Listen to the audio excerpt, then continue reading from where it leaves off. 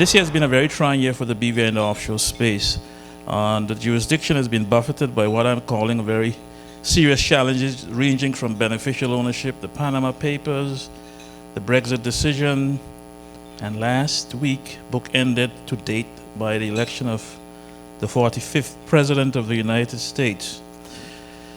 If the above were not enough challenges for a small territory to shoulder, we're also witnessing what I'm calling the fifth column of grave concern, that is the rising angst against globalization, a process at the core of the services that the BVI sells in the global marketplace. It is difficult for me to recall another period in the last 30 years when a key pillar of our economic foundation experienced such a sustained stress test. The key to the BVI's continued success as a jurisdiction is to be relevant, innovative, and to be hyper-competitive in the global financial services space. Today, I'm very pleased for us to have Colin Riegel, a partner at Harney's, as our speaker. Colin's someone I consider certainly a first-rate thinker and similarly a first-rate writer, having done several pieces for Business BVI over the last several years. Having just returned from what I'm calling a multi-city, multi-year tour to Hong Kong, Singapore, and the Cayman Islands, I think Colin is uniquely qualified actually to speak as to what is required by the BVI if it's to continue to be competitive in the global marketplace. Please join me in welcoming Colin for his remarks today. Colin?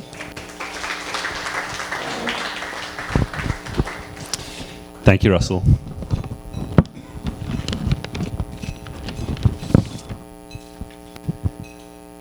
So it's a small, intimate gathering, so hopefully I don't lapse too much into informality, but if I do, I'm sure Susanna in the front row will correct me in double quick time. But as Russell said, I've actually just come back to the BVI after 4 years abroad. My various sort of overseas postings took me through sort of 2 years in the Harney's Hong Kong office, and then we opened our new office in Singapore, so I got tabbed up as the partner who had to go and sort of spearhead that. Then at the end of that, I was given the opportunity to go and spend a year in the Cayman Islands, which I think was a very valuable year for me, and I think a lot of that informs some of the things I'll be talking about today, before I finally sort of returned to the BVI about 6 weeks ago with my family. And the other thing that we managed to sort of squeeze into that 4-year period was Harney's also sort of opened a Bermuda office. So although I didn't actually travel up to Bermuda, or I should say I didn't actually live in Bermuda, I did travel up to Bermuda.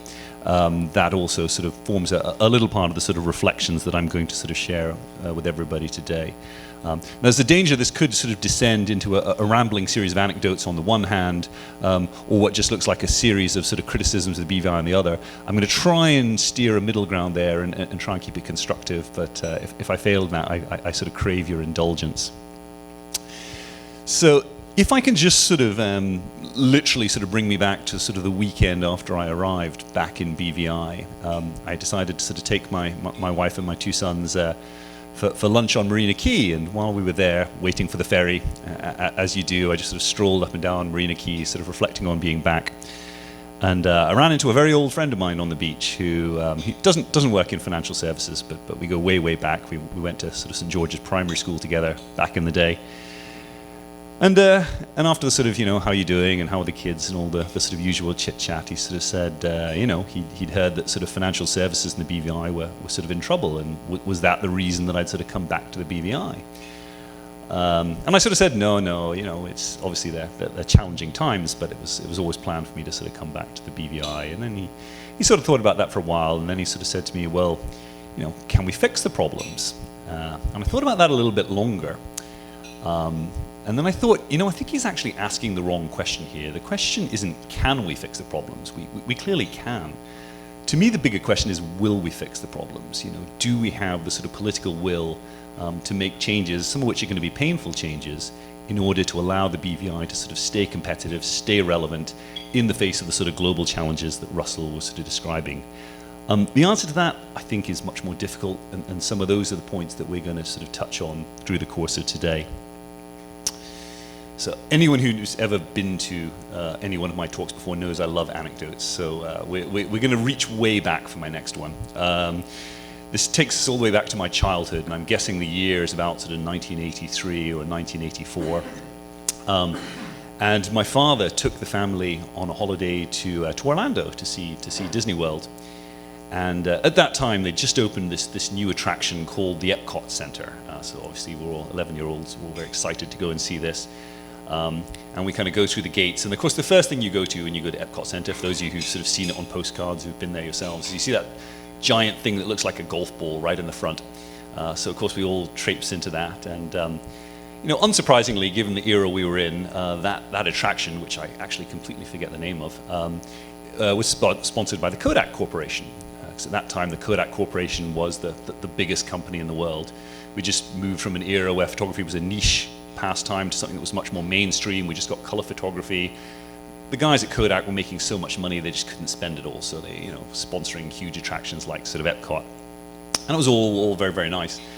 But what the 11-year-old me didn't know, and what indeed, you know, the guys at Kodak were only sort of vaguely aware of themselves, was that the good people at Kodak had become aware of this sort of growing threat to their business. And what they referred to that threat as was something called digital imaging technology. But today we would probably just say digital cameras. So like any large and prudent business, what they did was they sort of assembled a group of consultants, experts from different spheres, and they sent all those guys out and they told them to sort of prepare a report, and Kodak would sort of assess the level of this threat to their sort of business. Well, eventually that sort of report came back, and the board of directors reviewed it, and it basically sort of said four things. It said, this new technology is coming, it's going to come faster than you think, it's going to fundamentally transform your industry, and you need to adapt to it, or it will wipe you out.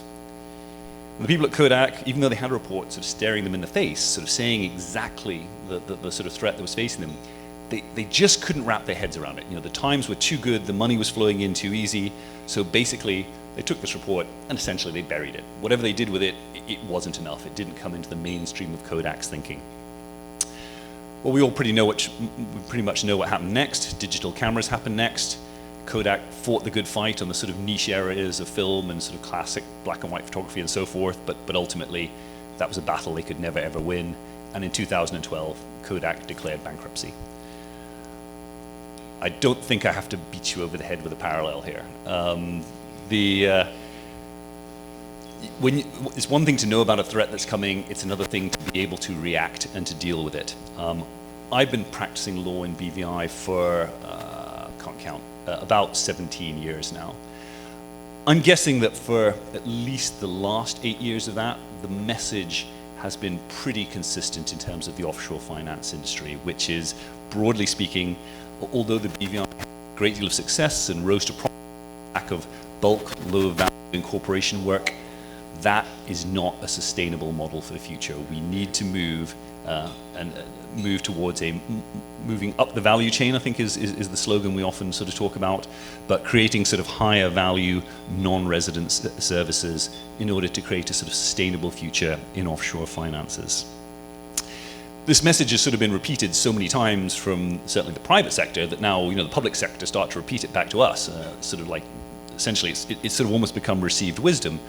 But whatever the reality is, that repeating it back and repeating it to each other and sort of putting it in news bulletins and wherever else we choose to put it is not the same as sort of making the changes we need to make that sort of happen.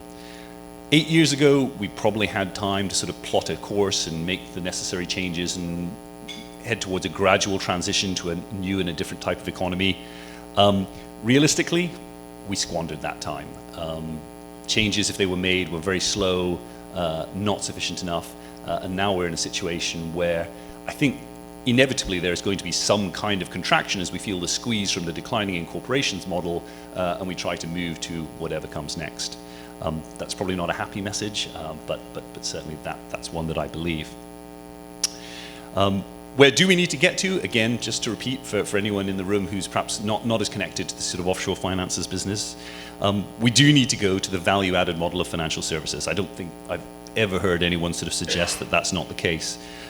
Incorporating off-the-shelf companies, yes, that will continue to be a revenue stream, and yes, we will clearly need to rely upon that for a while. That's got to provide the bedrock to what we build to next. But ultimately, what we need to do is sort of move to something that involves more value add on the ground, real work that is done here in the jurisdiction. And I'll come back to that a little bit further on. But ultimately, what we've got is a horse pulling a cart. and we're flogging it harder and harder, and it's not going to be too much longer before this horse drops down dead. We need to replace the horse with a tractor. So after a very, very long and roundabout introduction, sign of the moment, I think, there. After a very long and roundabout introduction, I'm going to return to my sort of core theme, which is things that I've learned sort of overseas, or at least I think I've learned, that I think sort of help offer us a path for how we sort of move towards this sort of new economy. And I'm going to go all the way back now, not quite back to my childhood. I'm going to go back to a few weeks before I left for Hong Kong in 2012. And of course, because I'm not from Hong Kong, I had to apply for, the Hong Kong equivalent of a work permit. So one Sunday afternoon, I sort of sat down on my computer and I kind of logged on and I filled in some online forms and clicked send or submit or whatever one does. And I kind of assumed that this was going to be the first in a long and painful series of steps of getting myself the necessary immigration clearance to go and work in that jurisdiction. But then, about a couple of weeks later, this letter arrives in the post addressed to Harneys, and I kind of open it, and out onto my desk drops my work permit. It says, please, peel it off the back and stick it into your passport, and then when you get to Hong Kong, remember to come in the residence line, not the visitors line, and that was that. Very simple, very easy. I tried very hard to remember exactly what I did in Singapore. I don't actually remember it very well because that was a new office. We had a consultant who was sort of dealing with all this stuff for us. So I don't want to sort of mislead you and sort of say it was similar in Singapore. But I will sort of jump ahead to Cayman. And Cayman was not at all dissimilar to that process. It was a paper-based process rather than an online application, but very, very similar sort of thing. Fill out a few things, send a few bits of paper. And then the next I hear of it is when I sort of turn up at Cayman Airport, still with nothing in my passport. And I turn up and I hand my passport over and they scan it and they say, oh, I see here you applied for work permit. And they say, hold on, I'll just go get it for you. You go in the back, stamp, come back, hand me my passport. Okay, you're good to go, And once again, sort of no delays, no fuss, no muss. I actually remember when I came into Cayman, the lady at immigration actually sort of said, it's slightly standard wording, I think, but she sort of said, oh, we're really glad you're here to join us, or something like that. But it really does sort of feel like that. And the message that is consistently sort of given from places like Hong Kong, like Cayman, is that if you are a skilled professional, if you want to help build their economy, if you want to drive it forward, then you are very welcome to join them, and they're happy for your sort of contribution to the effort. Now, I have to confess again, at the risk of sort of talking smack, I've never applied for a work permit in BVI. But the message that I sense the BVI sort of sends out to sort of to foreign workers is not the same as the message that I think I received when I was applying to go and work in Hong Kong, and indeed when I was applying to go and work in the Cayman Islands. My understanding, and again there are plenty of people in this room who will know this much better than I do, is that if you apply for a work permit in the BVI, there's obviously advertising in the local media, there is a series of sort of medical tests, there's a need to provide a great deal of professional qualifications, and then of course you actually have to physically attend not only the Labour Department but also the Immigration Department to be sort of processed sort of in person. Moreover, it's not just a sort of one-off process. If you are on a work permit, this is something that you will have to do each and every year when you are working in the British Virgin Islands. And then, again, I've never been through this process, but I am told, just to really sort of to sort of drive home the point, that when you're physically sitting in the Labour Department, you are prohibited from using your smartphone. So not only are we taking a series of highly valuable employees out of the office for a full day, but we're making absolutely sure that they cannot possibly do any work while they're sitting there in Labour and Immigration, waiting for their clearance to come through. My colleague Ross Monroe got particularly cross the other day when he was in Ross's. 15-year resident of the BVI, still has to go every year. And he sat there for the entire day and then got to the end of the day and they told him, I'm sorry, we can't process you today, you'll have to come back tomorrow.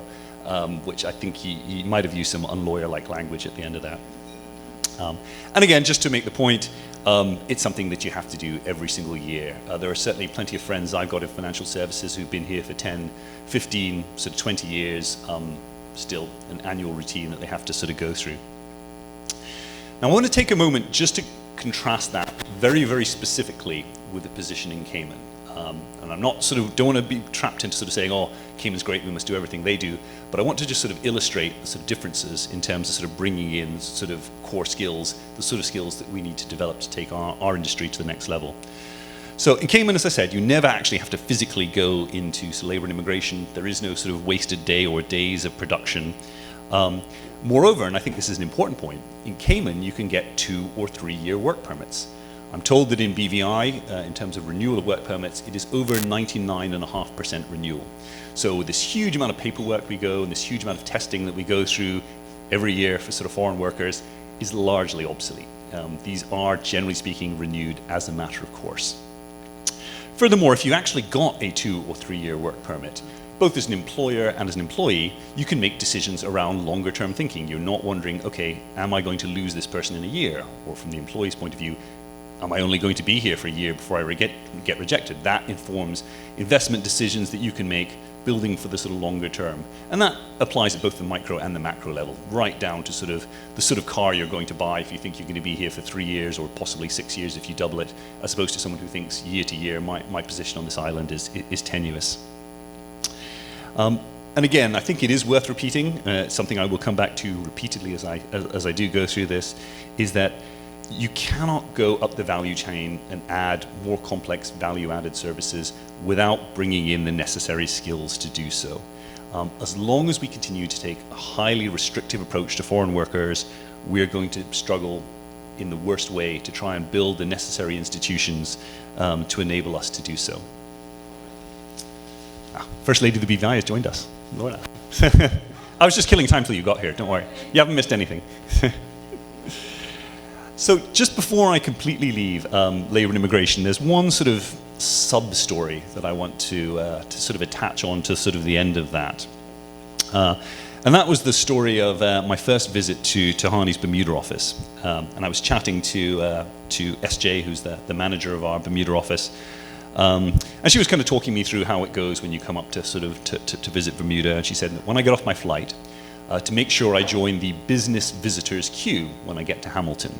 So okay, I can remember that. So my flight lands at about sort of 9 o'clock p.m. And I get off my flight, and of course the longest queue all the way to the back is all the tourists, and they're all sort of standing there waiting to go through and get processed. And then you go to the second queue, which is the Bermuda residents, and that's much shorter, but still a decent queue. And then of course you get the third queue, which is the Bermudians queue, which is to that date the shortest queue. And then you get the last queue, which is the queue I'm in, which is the business visitors queue. And I usually go to the front of all these people who've been standing around waiting, get processed first, and go straight out, get my taxi to the hotel. Message is very, very clear. If you are in Bermuda to do business, they value you and they want you. The story doesn't quite end there. So while I'm in Bermuda, obviously I'm meeting our Bermuda team, and one of the people I meet is a young lady named Aisha Wilson. Aisha is a young Bermudian lawyer who we've sort of recruited, and like many of the young lawyers we recruit, we're trying to sort of train her up and bring her forward so she can be a sort of valuable part of our sort of commercial team as we sort of develop as a business. But the difficulty with a new small office like our Bermuda office is there's limited resources to sort of train people with. So after sort of scratching my head for a little bit, I sort of come up with what I think is a very clever idea. I say, Aisha, we'll bring you back to the BVI, where I've got lots of partners, like sort of Greg, who can sort of help with the training process. And we'll sort of put you through sort of 2 weeks of sort of intensive training, and hopefully that'll give you a lot of the sort of core skills you need, so when you return to Bermuda, you're ready to sort of be a sort of key part of the team up there. So after I was busy congratulating myself on my brilliance at coming up with that idea, I sort of returned to work, and then I developed a little bit of a nagging doubt. So I phoned up Jeanette Black, who's our Director of Human Resources, and sort of said, sorry, Jeanette, I've just asked one of the people from the Bermuda team to come down to BVI to do some training. We don't need a work permit for that, do we? Unsurprisingly, Jeanette tells me, yeah, I'm afraid so. She needs to get a temporary work permit. If you tell her to send all the documents to me, we'll start processing them as fast as we can. But yeah, it's going to take minimum 2 weeks and probably a little bit longer than that before we can get her the necessary clearance to come to BVI just to undergo a period of training. So undertaking no economic work, just sort of just trying to sort of learn and sit in on seminars and tutorials. Again, don't need to beat anybody to death with this. The point sort of makes itself here. Now, I don't know where everybody parked when they sort of came here, but if you look sort of just over the road, the BVI has spent what I can only assume is probably close to a king's ransom on building a new sort of state-of-the-art sort of arbitration center. Haven't been in yet myself, but I'm told it's extremely beautiful. I was having dinner the other night with Michael Black QC, who knows a thing or two about these and these sort of things, and he was telling me it was one of the finest arbitration centers he'd ever seen, and he's arbitrated in Dubai, in Singapore, in Hong Kong, all over the world. So superb facility. But I'll tell you now what Jerry Ferrara, who heads up a committee that looks at these sort of things, has been telling everybody for sort of 2, 3, 4 weeks or even longer.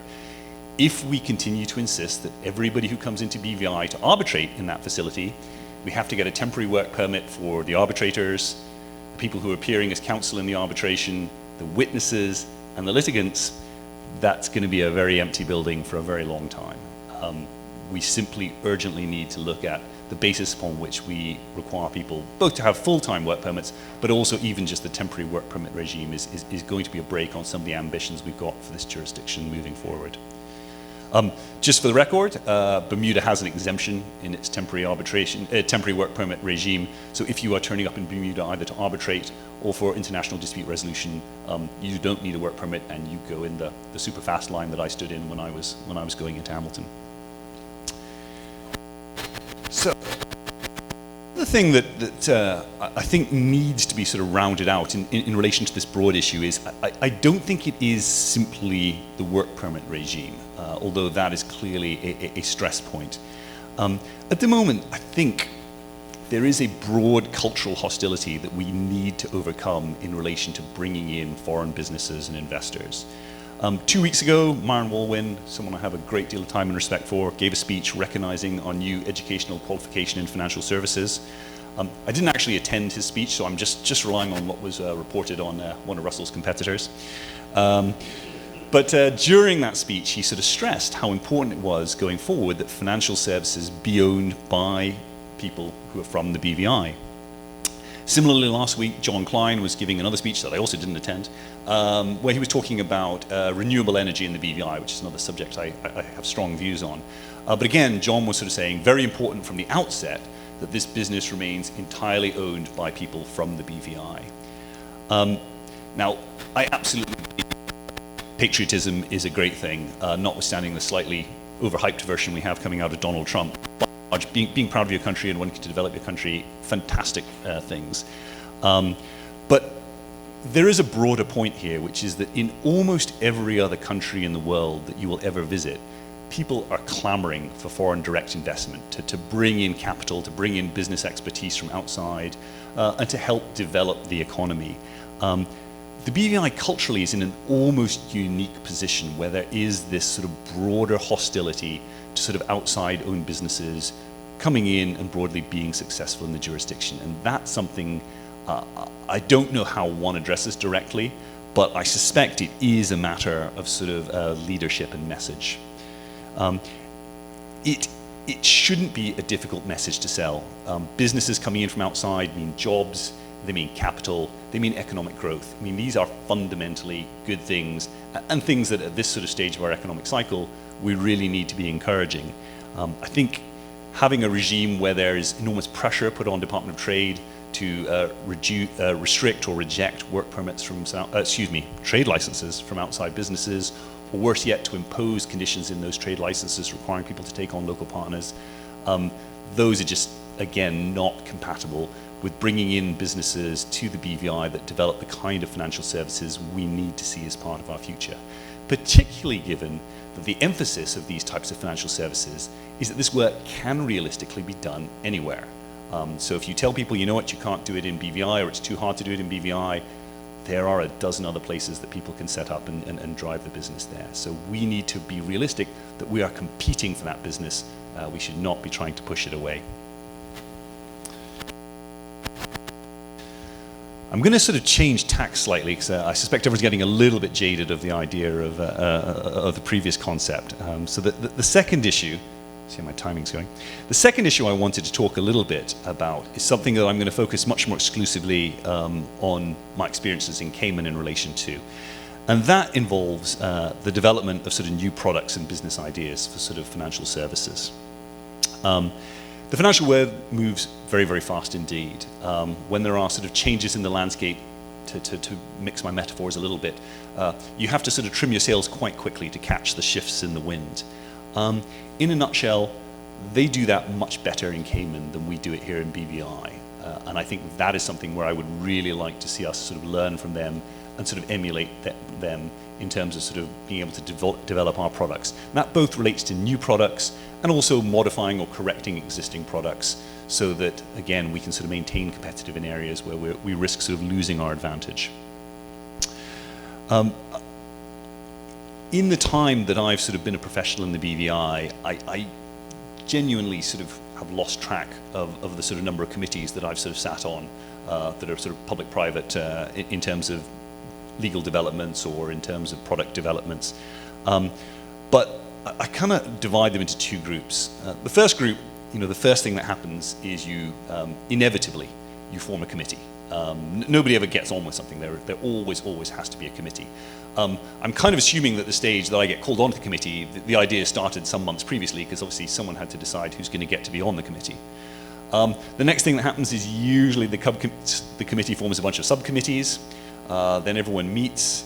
We spend a lot of time reminding each other how important our mandate is, spend a lot of time thanking each other for our contributions, spend a bit of time going over the minutes from the previous meeting, a bit of time on the agenda for the next meeting. And then the experience starts to split. Again, I couldn't tell you in terms, but certainly a decent portion of the committees I've sat on just kind of wither and die. They just never actually get off the ground, whatever it is we thought we were going to get towards. The other half of the committees do sort of keep nudging forward, and eventually we get to a stage where after a year or 2 years, some formal report of the decision of the committee is sort of produced. And then, of course, that report gets delivered to somebody in the public sector, and then they have to review it, consider it. Often it will be circulated internally on the public sector, perhaps to the Attorney General's chambers, perhaps to the Ministry of Finance, perhaps to both, perhaps to the FSC. But it will be kicked around a little bit. And then obviously, if a decision is made that, yes, this is something we want to move forward to, then there's further sort of implementation, discussion, and you end up with a very, very long timeline to try and catch the change that you were looking to capture 3-4 years previously. It's not quite the same sort of time sensitivity that some of the examples I might pick are, but obviously one of the examples I do look at was the new arbitration center and the arbitration committee that led to it. That was a committee that I was sitting on, and I think I initially got the letter asking me if I would sit in around May or June 2011. We had our first meeting in around October or November of 2011, and then obviously we finally got an Arbitration Act in 2003, Arbitration Center opening in late 2016. So whatever way you sort of capture it, it's a long sort of timeline to sort of get to action. Based on my very limited experience in Cayman, things are very, very different over there. Things just move a lot faster. And I think they move faster for two different reasons.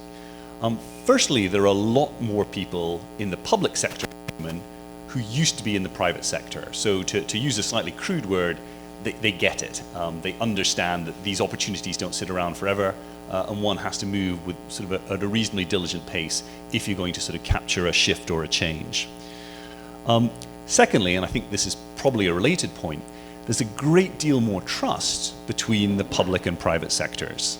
One of the very first committees that I sort of sat on when I was over in Cayman related to aircraft financing. For anyone who's not involved in the aircraft financing space, do not make that a career choice. Incredibly dull, incredibly boring. I assure you of that. But anyway, I digress. So the first thing to note is, obviously I was never invited to join this committee. I just kind of rocked up and sat down, and everyone's like, well, great, glad to have you with us. Let's get on with things. But the bit that was really startling to me was what happened when we got to the end of the meeting. And the chairman, whose name I forget temporarily, but he was a young gentleman from SEMA, we sort of come to the end of the meeting and we sort of decided what the objectives are for going forward. And then he starts parceling out these tasks to everyone in the room.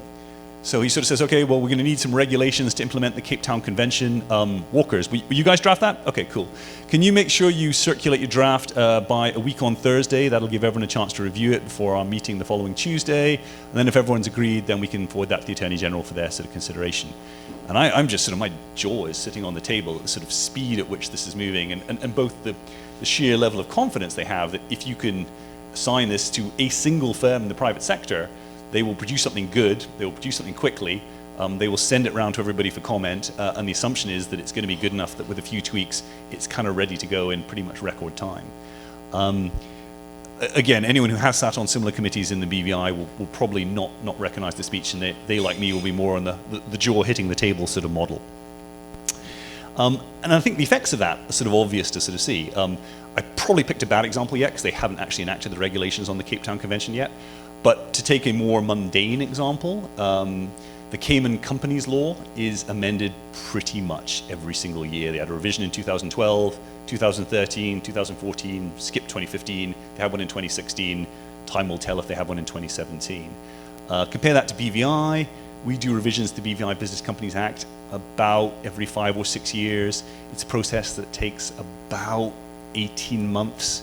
It is enormously slow. It is absolutely FSC controlled in terms of every aspect of the drafting. And as a result, it just becomes incredibly bogged down. The other difficulty is it sort of leads to a lack of ability to sort of drive forward on perhaps slightly more controversial, slightly more edgy ideas. So the last big revision we did in BVI was the 2012 amendments. And there were a lot of sort of interesting ideas in there, but everyone just thought, you know what, these are too difficult, too controversial. I know what we'll do. We can't say we're abandoning them. So we'll say these will be dealt with in subsequent regulations. So publicly held shares, changing registered agents where the registered agents don't consent to do so, electronic transfers of shares. These are all sort of, you know, important ideas reflecting the sort of the use of modern capital markets and the way the world's evolving.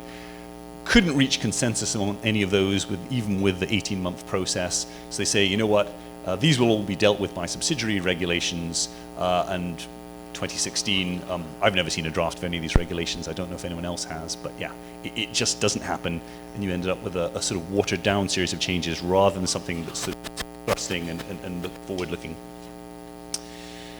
There's a secondary element to the committees that I want to talk about, and it sort of relates to the first thing I talked about, which is in BVI we're slightly plagued by mistrust of foreign expertise.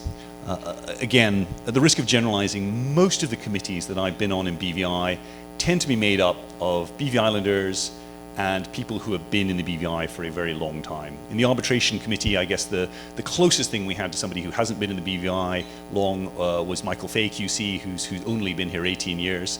And which, you know, frankly, just results in a bit of groupthink. Again, contrast the position in Cayman. They actively welcome people who are from BVI, from Jersey, from Guernsey, from the Bahamas. They like to hear how things are done in other jurisdictions. They do want to sort of push things forward and, frankly, to sort of copy ideas that they hear that work well elsewhere. In BVI, we're a little bit plagued by the idea that we're doing something that's highly market sensitive. So, you know, it must be treated highly confidential, mustn't be allowed to go outside of a very small and trusted group. There are obviously upsides to that sort of helps preserve your sort of, your ideas as best you can. But the difficulty is you don't introduce that sort of new thinking that helps you sort of broaden your horizons. And the reality is that whenever you are coming up with new business concepts, it's not all going to be gold. Some ideas are great. Some ideas look great, but turn out not to be great. Some ideas are long shots. The truth is, for every new business idea that gets pushed out of there, a fair number are going to fail. Treating them all as sort of highly confidential is probably not the way to go. Trying to bring in more inclusiveness ideas and simply have a greater turnover of ideas, I think is the better way to try and sort of run one's committees. And the last point about those committees, I think, is one that I sort of alluded to earlier.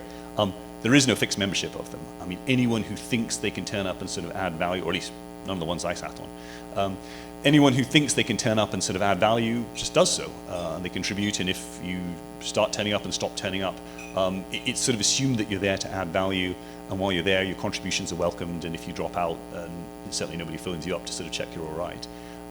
But again, there is a broad sense of, look, we all know what we want to do here. We all want to build more business. We all want to sort of push things forward. Let's do that in the most sort of efficient way possible. And I think that kind of flows beyond the sort of the strict sort of committee-based approach that we're much more familiar with in BVI, and bleeds into the sort of much more informal type of interaction that you sort of see between the sort of private sector and the government in that jurisdiction. When I'd been there for about 6 months or so, I kind of spotted what I thought was a problem in Cayman in relation to derivatives law in that jurisdiction. And in BVI, I kind of know who the people are who you talk to about these sort of things, but I kind of didn't really know in Cayman. So I asked one of my partners over there, and I said, what do you do when you spot issues like this that you think are a problem and need to be fixed? And the guy said, oh yeah, just contact Alistair Robertson. He's president of the Law Society. He'll sort of make a decision as to best way to go forward on this. So Alistair Robertson, I should also probably mention, is Maple's global managing partner. So never met the chap, but I sort of thought I put together a very sort of timorous email, as one tends to when you're a little bit unsure of the ground you're standing on. I said, look, I've only been here 6 months, but I'm looking at it, and this looks to me like it's a bit of an issue, and maybe we should think about whether some legislative intervention necessary to sort of fix this. And I get an email straight back from Alistair, and he said, oh yeah, no, that's an interesting point. Never really thought about that one. Tell you what, why don't you pop over, let's have a coffee, and if we sort of agree that this is an issue, I'll just raise it in my next meeting with the minister. So a couple of things to sort of to mention here. Firstly, they have a minister. Cayman has a minister for financial services. We, of course, in BVI do not. Financial services accounts for 60% of our economy, give or take, but we have no dedicated ministry which deals with that. We have a Ministry of Agriculture, which deals with 2% of our economy, but no Ministry of Financial. That's according to Wikipedia. I didn't check it, but no Ministry of Financial Services. So first thing is, they have a minister. Second thing is that the minister meets regularly with key people in the private sector, like the head of the Cayman Islands Law Society, to discuss the issues of the day. And the second is, of course, there is just the implicit assumption on the part of Alistair Robertson that if we in the private sector decide, we think this is a problem, the minister will be open, will be receptive, and will resolve the issue that we think we've come across. Now, as it happens, he didn't agree with me, and so nothing ever happened on that. But the principle is still a sound one. I still think I'm right, but I usually do. But circling again on the main point there, because they have a Minister of Financial Service who, again, if any of you have met him, Wayne Panton spent 16, 17 years at Walker's before going into politics. He's someone who has a great deal of knowledge about the industry anyway. That means that the approach that they take to the development of their industry tends to be very proactive. In BVI, I hope I'm not offending anyone if I sort of say that our response, particularly in the public sector level, tends to be highly reactive. When things go wrong, we try to change them, and I think that occurs both at the macro level and at the micro level. And I think that's another area where we should be looking to be more like them and to try and emulate that sort of policy level implementation. I've talked for a good long while now, so but I'm going to sort of just loop over a couple more points before we'll sort of turn it over to questions. Hopefully people are still at least a little bit awake. I'm going to take a very British subject for the last one. I'm going to talk about the weather for a second. When I was in Hong Kong, we were struck by Super Typhoon Unagi. Can't spell it, but that's how it's pronounced.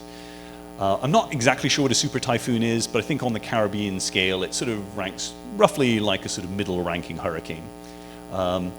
Now, the way that it works in Hong Kong is if a typhoon is striking, it's expected that your employees will go home maybe an hour or two before the typhoon is due to strike, possibly 3 or 4 if they live on the outlying islands, to give time to sort of clear anything away. Once the typhoon is passed, again, the expectation, depending on where working hours fall, is that they'll kind of be back at their desks in an hour or two after that. It's a very, very compressed window around a typhoon striking the jurisdiction. There were no hurricanes in Cayman while I was there, but anyone who's aware, well, obviously, anyone who watches the news will be aware. Hurricane Matthew recently came through the Caribbean and went smack over the top of Bermuda. Category 4 hurricane, hit by both eye walls, just literally right over the top. You can imagine my surprise based on my sort of experiences in BVI when I discovered our office in Hamilton was back up and running within 4 hours of the storm passing. Very, very pro-business communities. They recognize they're in a service industry, and actually staying offline for a day, 2 days, 3 days is just not constructive in a highly competitive environment for services. Now, I'm not going to sort of drag that and contrast that with various storms and false warnings we sort of had in the BVI over the years, but I did think it was sort of highly instructive a couple of weeks ago, where we had what I would describe honestly as a medium amount of rainfall overnight, and I woke up the next morning to discover that the Department of Education had decided to sort of cancel schools.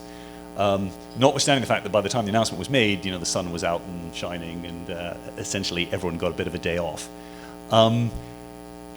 It sort of illustrates a wider point, I think. We are just a little bit quick to sort of grasp onto the weather as a good excuse for a day off, possibly 2 days off, possibly 3 days off.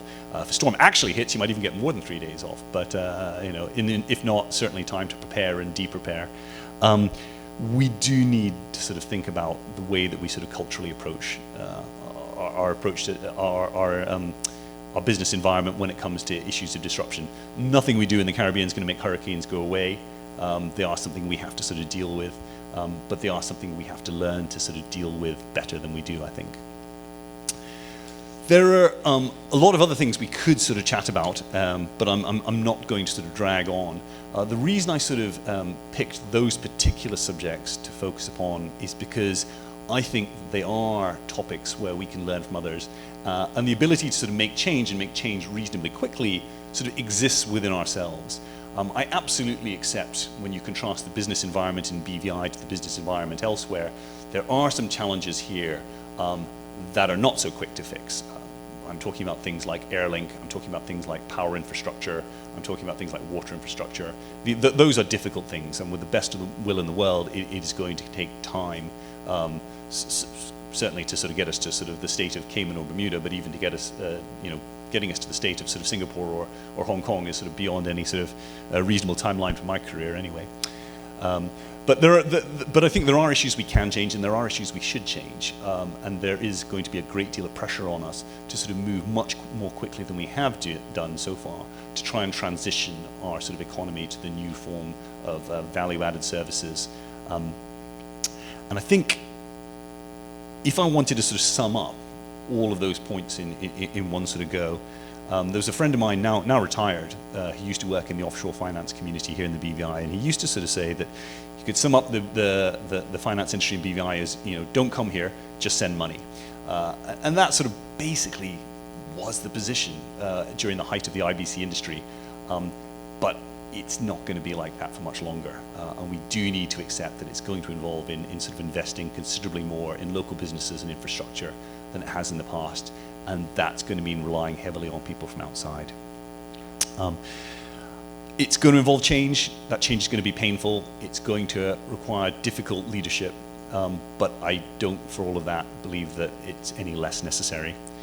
I think the industrialist Henry Ford, when he was reflecting on the first mass-produced automobiles, he famously remarked, if I'd done what my customers wanted, I would have made a slightly faster horse. I think what we need is the sort of leadership, particularly visionary leadership, that looks beyond what people think they want and tries to give them what they really need. Thank you very much.